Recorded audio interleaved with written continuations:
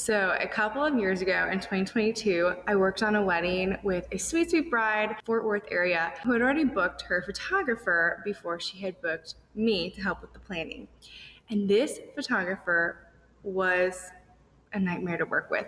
She wouldn't return emails, she missed planning calls, she wouldn't return my texts. I was honestly worried she wouldn't even show up on the wedding day. She did, thankfully, late, but she made it, and that's not where the problems ended. The photo gallery was delayed 6 whole months, and then a full year after the wedding, like literally it was their anniversary or shortly before or after their anniversary, I got a text from this bride saying, hey, I still haven't gotten my wedding album. We ended up having to threaten legal action, and she did eventually get her album, but it was a nightmare that lasted literally a year beyond her wedding date. So that's why today I am showing you the red flags to watch out for when hiring wedding vendors, especially when you're on a budget. And I'll show you how to find the vendors who are not only affordable, but also reliable and professional. If you don't know who I am, I'm Marie Hansen. I have been a wedding planner for over 5 years, and I was a COVID pandemic bride myself. I created Better Budget Weddings to be the resource I wish I had. Real advice, expert support, smart planning tools, and zero pressure to overspend.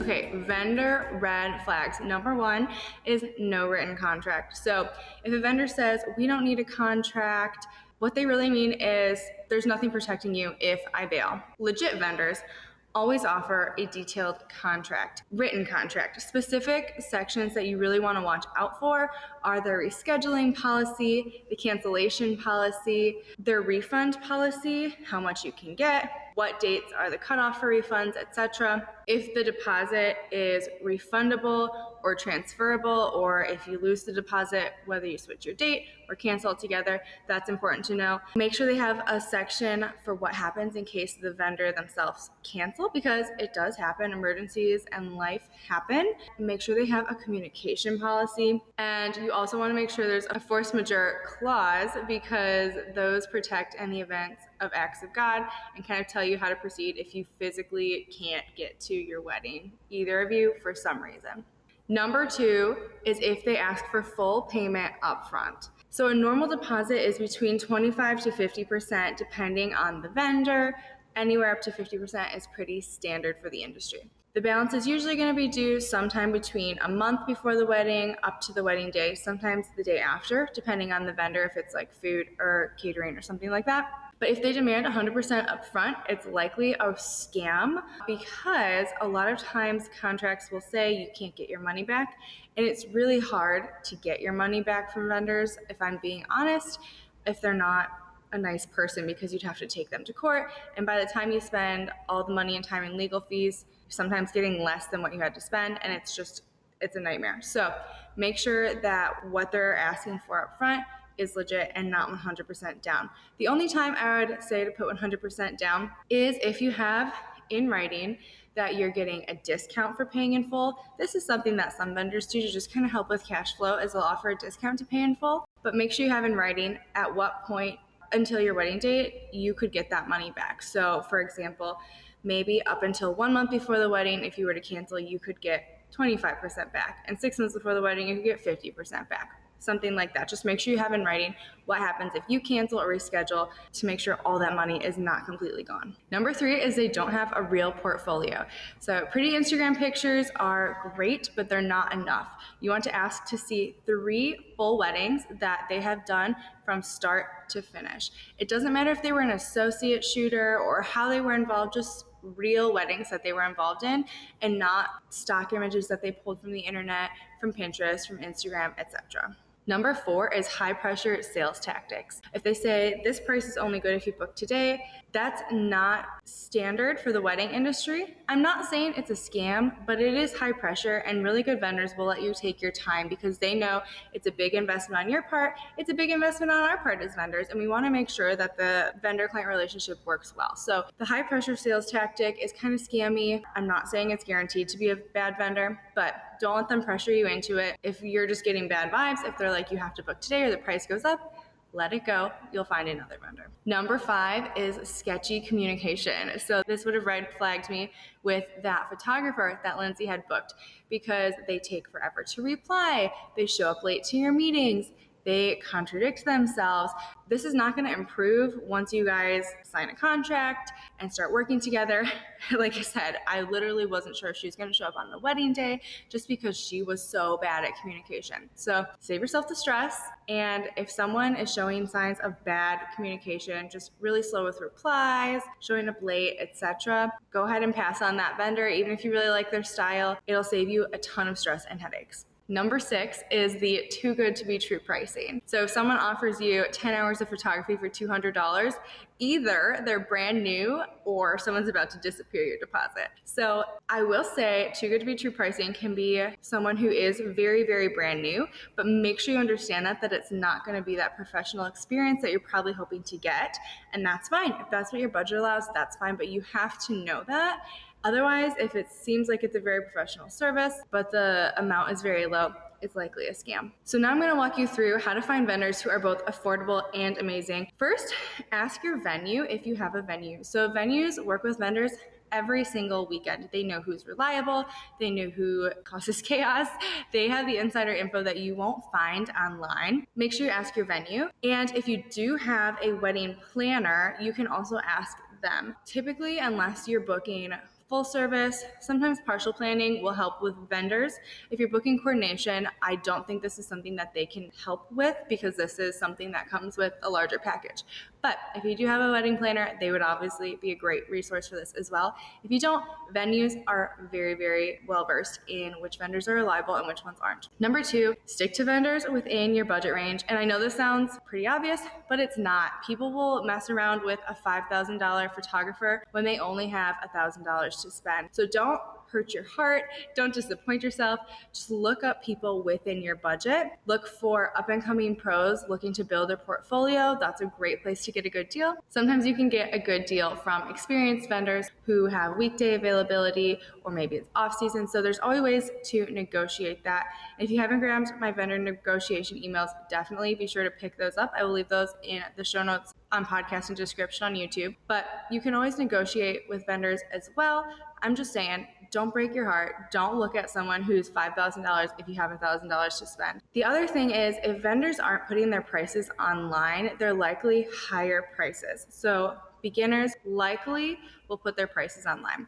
And this is a sales tactic trying to get you, they think that like if you email and they can talk to you, it's better for sales. And I'm not saying if it works or not, it's just a different sales tactic.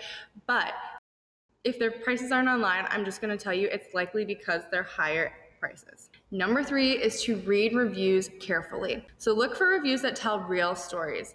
They were great isn't enough. And if these reviews sound copy pasted, they probably were, so be suspicious. The other thing though, I will say is be wary of very negative reviews because there are always going to be bridezillas out there. What to look for when you see a negative review is to see how the vendor actually responded to that review. Did they respond at all? How did they respond? Was it professional? Did they explain their side of the story? Or did they just say like, sorry, you're upset? That'll kind of tell you how the vendor deals with frustrations, things that come up, etc. So look for not just the positive reviews, but negative reviews, how the vendor responded. That'll be very telling. Number 4 is to ask these smart questions. How many weddings have you done in my price range? That'll give you a good idea if they typically work with weddings like yours will be, or if they work on the higher end or the more budget end. It'll just give you a better idea of what kind of weddings they usually do. Number 2 is, what is your backup plan if something happens to you? And this is very important to understand that you always need a backup plan, especially if they're an out-of-town vendor. I traveled a lot for weddings and I always booked my flight in 2 days before. And thankfully I did. Actually, it was the same wedding as the one with this photographer who canceled on us. My flight got canceled, not just delayed, canceled, and it had auto rebooked me for a wedding the morning of the flight. And I was like, absolutely not. So I called around, figured it out, finally got in, but I then got in literally right before the rehearsal, and I was supposed to have gotten in the whole day before the rehearsal. So it is important to have a backup plan. I did have a backup plan and people in Dallas just in case I couldn't make it, but it's always good to know what the backup plan is in situations like that are out of our control. Number 3 is to ask Can I see full weddings you have done recently, like we talked about before? And then number 4, make sure you're clear about what's included in the package and what costs extra. So what you think is included isn't always what's actually included, so make sure those are specifically listed on the contract, on the proposal, and what's extra is also specifically listed as well. Okay, so a little snippet of my personal vetting process that I go through when I find vendors. So here's what I do for every vendor I recommend. I first and foremost confirm that they have a business license and insurance. If they don't, they're probably a newbie. They need to be getting that because I had it from day one as a wedding planner. But they also, I wouldn't trust them because if something goes wrong, they have no insurance, they're not even a legitimate business. Just make sure that they have a business license and insurance. Number 2 is to ask for recent references. 3, meet them in person or on video. I always like to vet my vendors on video, usually because I'm not in person for all of them, but just to talk to them. You can really see through someone a lot of times when you actually get to talk to them. They could be putting on a facade, on the computer, typing things. But when you get to talk to someone and ask them real questions, you can kind of see through if they're scamming you or if they're a legitimate vendor. Number 4 is review their contract carefully. I read every single word, and if I don't know what that section means, which by this point I'm pretty well versed in wedding contracts, but if I don't, I ask someone who is a lawyer what this means, and just to make sure I'm very clear on every single policy that this vendor and I are agreeing to. And then 5, confirm that they have a backup plan if something goes wrong. Use this checklist and you'll save yourself a major headache when vetting vendors. And speaking of vetted vendors, I actually have a directory on my website of vendors that I have pre-vetted for you that I know are good vendors that I trust. So go ahead to betterbudgetweddings.com and click on the vetted vendors tab, and I have all these vendors ready for you that I have pre-vetted. And Better Budget clients get to have exclusive discounts with all of them. So you can literally save thousands of dollars on your wedding between the different vendors we have. So just a side note there, if you're interested in that and you don't really want to do the deep work of vetting vendors, I do have a directory that I've already pre-vetted for you. So go check that out. So just kind of in conclusion, you definitely deserve vendors who show up for you, follow through, and actually make your day easier. And that is why I'm doing this video. I don't want you to go through the headache of what some of my clients have gone through. And I just want to make sure that you have a seamless and happy wedding experience and that you are not having a headache literally a year after your wedding because of a bad vendor. So I put together a wedding planning starter kit for you. It's totally free, and inside you get my ultimate wedding planning checklist, my plug and play vendor negotiation email templates that I had mentioned before, and I have a secret bonus that I'm not going to tell you about, but it helps kind of keep all of your guests and RSVPs and invitations and all of that